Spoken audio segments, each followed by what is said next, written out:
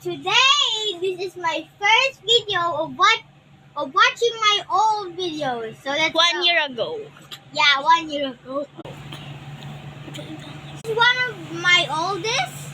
If you guys remember this, What you show it? Okay. that is one of my first videos ever. Like actually, my first video. How old are you nung ginawa mo tong first video mo? Probably 6 years old. This one.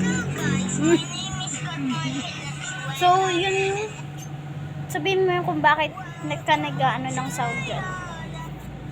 The reason why I had to use my voice because I don't have the enough Wi-Fi to have a sound, so I gotta use my voice. Okay.